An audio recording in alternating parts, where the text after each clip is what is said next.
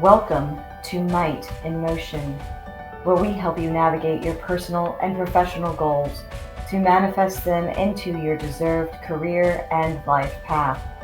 Here at Might in Motion, we don't make excuses, we do the work and go above and beyond. The Might in Motion podcast brings you guests that will help stretch you out of your comfort zone and push you to improve your goals. Like, comment, and share. This is Might in Motion. Tonight, I bring to you Melissa Wolbert, an entrepreneur, but she's way more than that. She's a trucker's wife of 8 years. She's got multiple kids with 2 still left at home and adult children across the country. She was an RN, but decided in 2022 to move out of that, and she had enough. She wanted to move across the country and start a hobby farm and homeschool the kiddos. I am so excited to hear about how she started exploring business opportunities and was able to turn that into a strong entrepreneurial lifestyle. Tonight, I'm so excited to welcome Melissa. Thank you so much for joining me this evening. Thank you. That sounds like a whole lot. And honestly, that was all those life changes within like the last year. So when I heard you like saying it all, I was like, oh my God, busy. I've been busy. I didn't even realize. Being busy is not a bad thing, you know? No. So I think most people know that I have a career in transportation and supply chain, all in corporate America. We have a lot of people who tune in on LinkedIn that are in that same space. And I think what excited me was the fact that you're the other side of that trucker, right? You're the spouse. You're the one that's left at home while they're on the road. And I'd love to know a little bit about that, and then a little bit about your story and how you've made this drastic transition in the past year or so of changing and uprooting your whole life and really just taking it by the horns. So I have to give major props to my husband, first of all, because he is amazing. He does what he needs to do to support his family. And the whole reason he even went into truck driving to begin with is because I was going into nursing school. And so he knew that I couldn't work at the same time and I needed to make it a priority. So he got a CDL. He's a veteran, so he's an Army vet. He was working in a like a plant, like a paper plant, and he was just gonna stay there forever till he retired. And he was like, you know what, I need to do something else. I need to support us, especially right now. And so we just started looking into like what would it be to be a trucker. And my dad was a logger when I was younger growing up. And then I was like, you know what? There's truck driving. And he was like, not interested. Because I mean, my husband could not back up a boat. Like, it was so embarrassing. I can like still remember when we got our boat. It was horrible. Long story short, he decides to go get a CDL, goes to work for TMC, which is a really great company. Yeah. And they teach him everything. So the first day I go with him, I could not believe that he was like fitting into these little buildings. I had like so much more respect for him after that because I could get rid of the boat images. And I just was so impressed. I was like, my gosh, like you are doing it. So, anyways, I would start going with him during my breaks from nursing while I was still in school. And it was a great break for me. I got to get away from the kids and I got to study on the road. I loved sleeping in the truck with him. I loved using our Love's points at the showers. Like I loved the entire experience. I think I want to be a truck driver maybe more than him sometimes. So we just we got so much closer during this time, which was amazing because I thought it was going to be the exact opposite from being away from each other so much. But I teach other truckers' wives too that you actually use that in time intentionally when they're home. And we get so much done in a weekend, way more than we would if he was home every single day, Yeah. So I think a lot of people forget about that part. They get so like, I'm going to be lonely at night. And yeah, there's going to be some weird things in the beginning. Like for one, I could not go to sleep till 5 a.m. when he first went on the road because I could not sleep. I was up all night. I'd heard every, noise, all the things. And the sun would come up and I'm like, okay, it's safe for me to go to sleep. I did that for probably a good couple months. And then we get it. So that's crazy. Yes. So then I went into nursing school. Okay, so got my degree. And he, as he's traveling, he's like, we could go anywhere at this point. We were living in Wisconsin. He's born and raised Wisconsin. I could not stand it. It was like the snow was ridiculous. I'm from California, so I was like, I don't know where we are. We did it for 8 years though. So I graduated and he picked Coeur d'Alene, Idaho. I don't know if you've ever been there. Mm-mm. Okay. Well, if you get into Idaho from Montana, you come around this corner, and most truck drivers know because he was doing the boat division at the time. They get around this corner and this huge lake opens up with mountains everywhere. And he's like, if I was ever going to move, we'd go there. Yeah. So I had a break in a couple weeks. We picked up the kids. We traveled there to see if we'd want to live there. We said, yes, we do. Went back home. I graduated and we left the next day. So that's kind of like, it's just been one thing after another. And the reason I even say any of this is because I feel like if you're going to make a decision, you need to make a decision and execute and move. Like, just live life, have fun, So we decided to do that. You can interrupt me at any time too, because I will all day, because I love when people can just pick up and do whatever they want to do in their life. I live for that stuff. Well, I think it's awesome because you've proven that, communication's key in any relationship. If you're in working relationship with, husband and wife, if you're not communicating, it doesn't matter if they're 1,000 miles away or 10 feet away. Right. And so the fact that you hit on that purposefulness, that mindfulness of making sure that you and your husband made sure that your relationship was the priority, regardless of where he was physically, I think is so cool. And is a struggle for, I think, a lot of people. And sometimes that separation can actually help people do that. Yeah. In the very beginning, the hardest part was he had a hard time in the very beginning, maybe more than me, because I feel like us women at home or a spouse at home, we just pick up and do what we have to do. Correct. We have kids and we have us, we have our own things going on, but they're the ones removed and they're the ones that are just getting the updates on the phone. And I very much knew from the very beginning that I had to be super delicate with our time, because our son was not that old. He was like 6 months old when Brad hit the road. So much of his life, Dad's been a truck driver. Yeah. It's hard on the family to a certain extent. Now, sometimes I joke around. I'm like, I don't know if we'd stay married this long if you were home every day. Like, we have our own lives. So sometimes he comes home and I'm like, what are you doing? Like, he'll drop everything in the kitchen that I just cleaned. Or, I'm like, we don't do that. Like, he'll have a different routine when he comes home, and I have to remind myself that, this is his home. He's not a guest. And that was really hard. Yeah. Just get used to doing things. So, and you probably hear the other side of stuff too, right? I think I mentioned in the green room, I've done a lot with driver appreciation events and things like that to thank the tank truck drivers. And what's the good part about COVID is it put the truck driver community forefront and center for every American, right? And I'm just curious on what you hear on what are really good practices for those of us that are the shippers, right? Or receivers that you think that, hey, maybe these men and women that are truly on the front line delivering goods all across this country, what are things that maybe we could do differently, or even just the regular Joe Schmo on the street, right? On how they could be appreciative for these frontline folks. I definitely think the first thing I would say to just regular people is move over and let our truckers merge onto the darn freeway. Please realize that if I know they're big and you want to cut them off, but every single minute it's that somebody's waiting for a load. Somebody's waiting to go home. So he's trying to get home, and it just takes a couple small things to just stop the entire day. Yeah. I wish a lot of people would realize that. That's just on a regular side. I think the companies, he goes to great places to deliver, but there are some that are restrooms not for truckers. Yeah. Heartbreaking. I'm like, our truckers are where should he just go then? You know what I mean? Right. He's sleeping in your parking lot all night long. So he could have your services or your goods as soon as you wake up or as soon as you get to work. And then, or the ones that get upset if they have to stay 15 minutes later to unload. I can't tell you the times where they're like, sorry, we're going home for the day. And I get they need to get home too. I get it.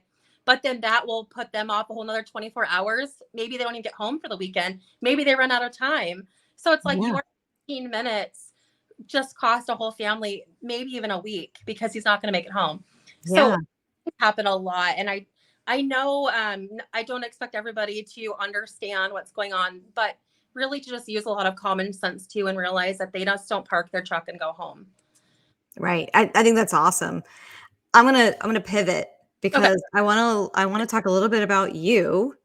And you've been on multiple journeys, right? Yeah. So we talk a lot on this podcast about, motivation. We also talk about might, so the physical side. You've been on a journey on how do you change yourself physically, but Yep. then also this motivation that's now feeding your entrepreneurial spirit. So Yeah. can you maybe share a little bit about how you made that journey, especially from being a nurse and all the education you went into that, and then saying, nope, I'm going to go do something different. I think the first thing I'll talk about is when you decide to become a nurse, it's generally for a reason to help other people. One. And number two is I can go anywhere and work and have an income, a good income. That's why a lot of us get into nursing. However, the world got a little crazy, and 30% of us actually left in 2022. I was shocked that I thought that, I mean, I knew a lot of people were leaving, but to see those statistics, I was like, okay, I wasn't alone in this. Um, I'm sure you can imagine. I don't even need to talk about why it would be really hard to be a nurse that time. But I will tell you, I stayed 2 years into it because I was not going to be the nurse that was just bolting and leaving. Yep. But I felt like so many other things were getting involved, so much government stuff. Just it was too much, and it wasn't what I signed up for.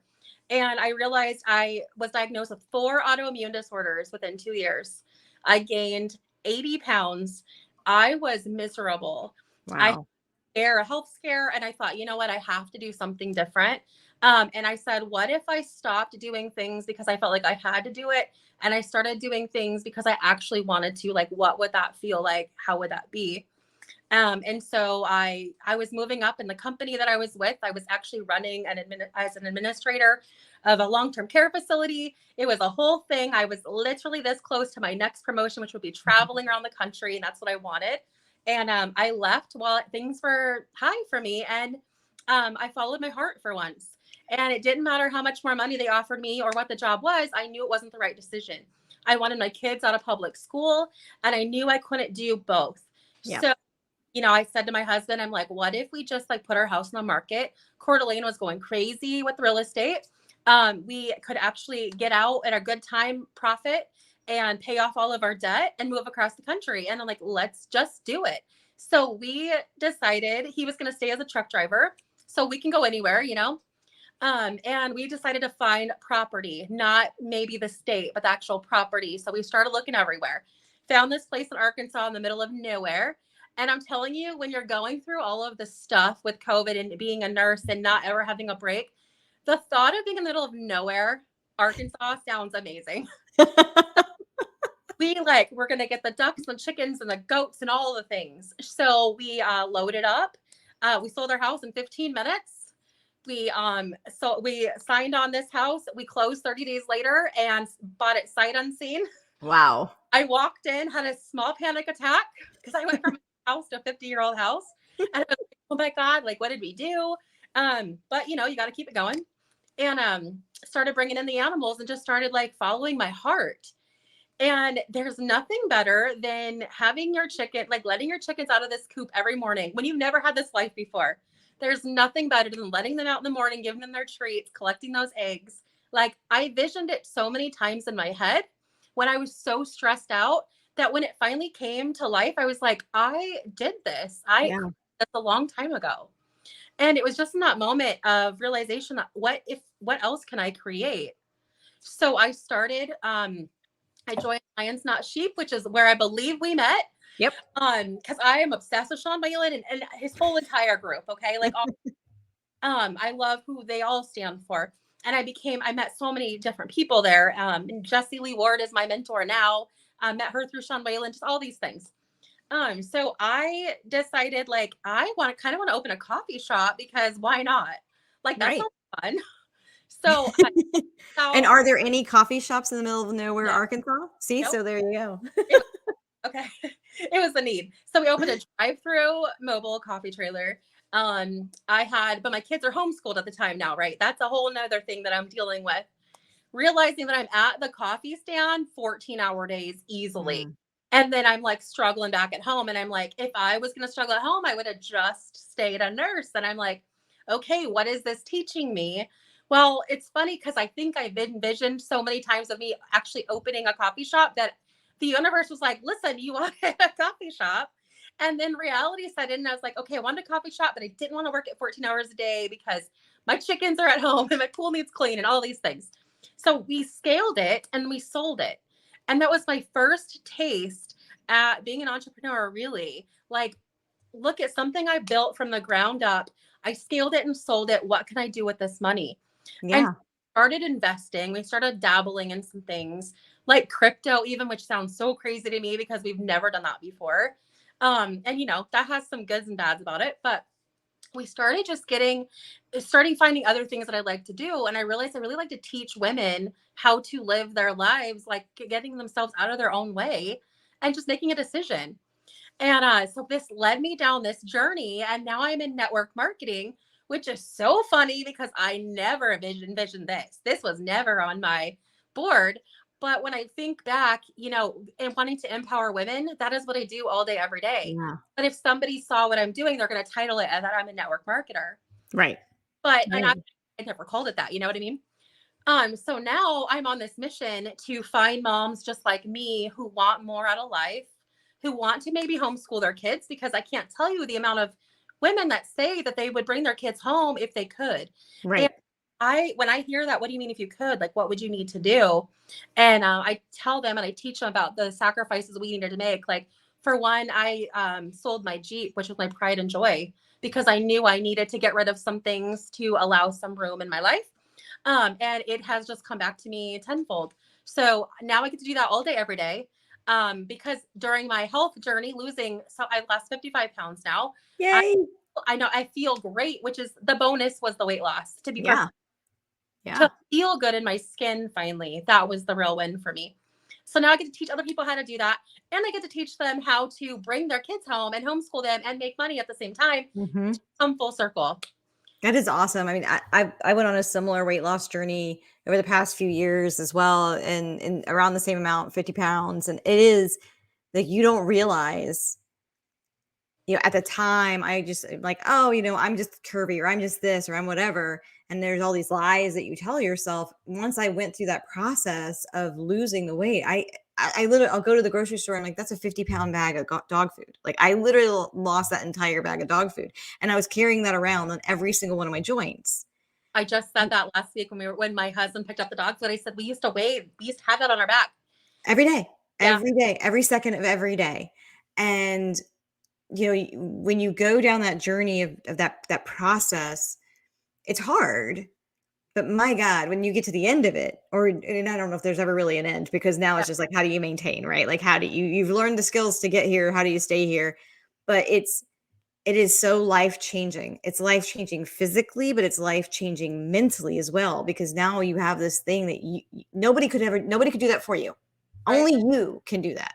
Somebody else might be able to buy you a business. Somebody else might be able to, like, they're going to give you a job or whatever, or a promotion. But that's one thing you can really only do yourself. Exactly. And so, like, I got to congratulate you, because I personally know how hard it is, girl. And I'm just so proud of you. I'm not done, but I will tell you, my husband's lost 30 pounds himself. And we know being a truck driver to lose weight is very hard. Yep. And he joined me on my journey too. And our marriage is just so much better now. And I feel so much better knowing he's healthier now on the road. Yep. Now at this point, like, he's diabetic. He didn't get diabetes until he started becoming a truck driver. And like most of them. And what does that mean for his med cert? Like, he has to get certified every single year.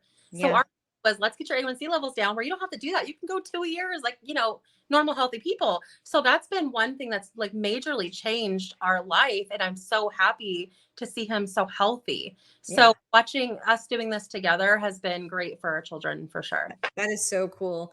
And you talked a lot about how the visions that you had for yourself come true. Like you're almost like you're willing it into existence. And Andy Frisella talks about this a lot on his podcast. And how, do you do like the traditional vision board, or is it do you do meditation on it? Like how is that process for you? Because I know it's unique for everybody. I would love to say that I meditate. I cannot quiet my brain. And I know people say there's ways to around it. I'm working on that skill. It's just not, I have to do what works for me right now. And for me, that means I have all of my alarms set as angel numbers 11, 11, 12, 12, 111, 222. And it reminds me of something. Some of them remind me of something that I'm grateful for, because every hour now I'm grateful for something. And something I talk to myself like I've already achieved the next goal. When I do those things, because how often do we stop ever and say, oh, I should take a second and be grateful for something? I mean, we don't. We're just busy. So this is do it. And also, I used to hate the sound of my alarm going off. So this actually has like reconditioned my brain that it's okay when I hear my alarm. So that's one thing that I do.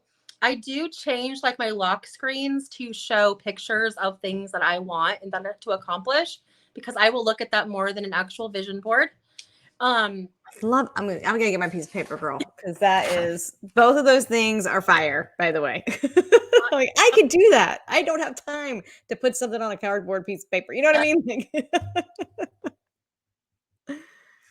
Oh no, they're having storms in Arkansas right now, everybody. So I know you probably just saw Melissa go black, but she's back. I'm back. Sorry. You're good. It's a problem with on my phone. My phone keeps ringing and it knocks me out. Anyways, that's why I didn't do a vision board for so long. I didn't want to go find the magazines. So years will go by and I just wouldn't do it. So I'm like, okay, what can I do right now? So that's what I started doing. I also, because of the field that I'm in now, I get to go from having employees that just wanted a paycheck to actually building a team that wants a lot of good, cool stuff and that wants to help other people. So I actually create like a dream team. And I will put people down that I already know in my real life.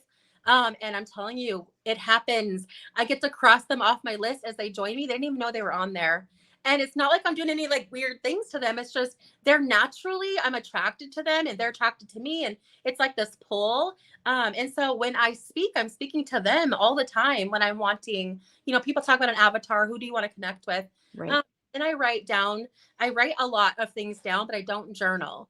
So I know a lot of people journal and I wish I could be that person. I'm not, but I'm really good at like writing down to-do lists. And when I can do that, I can just start my goals. I can just slay them away. Yeah. Yeah. I'm a big to-do list person as well. And yeah, it's probably like OCD and all that, but I love a good checklist. Like that is my jam. I have checklists within checklists.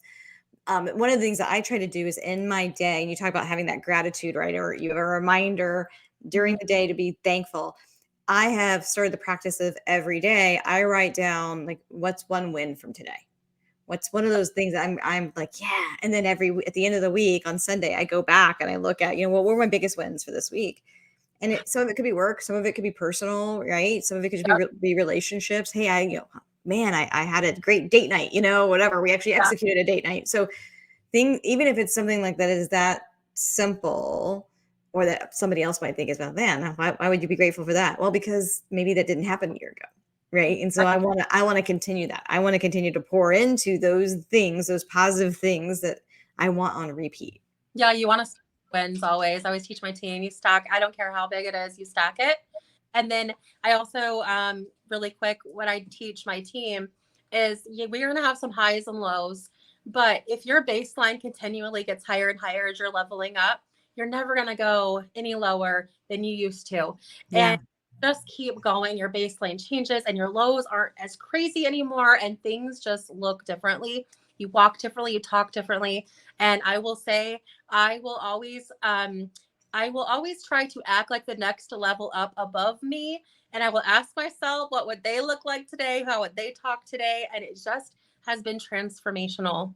And it's, you just tell the universe what you are and you'll be it. And you got to stop thinking all these like horrible thoughts about yourself all day long and start really talking out loud how, if we're great as human beings and we already have a good heart, imagine how many more people we can help if we show up in that way. So. Right. I mean, and I think that applies to anybody. It's not if you're just an entrepreneur. I've worked in corporate America for over 20 years now. That applies in that space too, right? So if you're wanting to move from a individual contributor to a manager, well, what would a manager do in that situation that you're maybe facing, right? Yes, How would they show up to the table? And the same thing on that positive mindset. When everybody on a team, all they want to do is talk crap, right?